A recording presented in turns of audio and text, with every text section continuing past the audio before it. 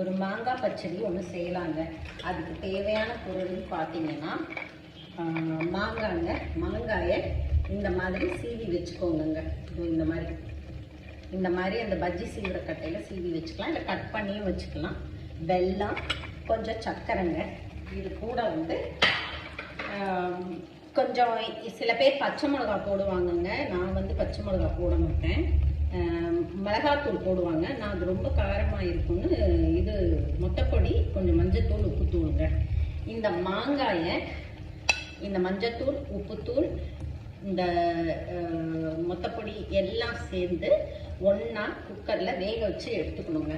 வேக வச்சு எடுத்துட்டு இந்த வெல்லத்தையும் சர்க்கரையும் இதில் போட்டு கிண்டிட்டு, கடுகு உளுந்து இருக்கு பார்த்தீங்களா, இதை போட்டு கிண்டிட்டு கடுகு உளுந்து போட்டு கருவேப்பிலை போட்டு தாளிச்சா இந்த மாதிரி ஒரு பச்சடி ரெடிங்க.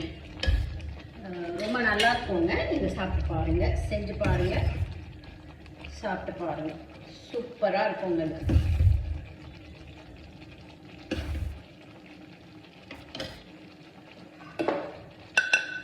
செஞ்சு பாருங்க, சாப்பிட்டு பாருங்க.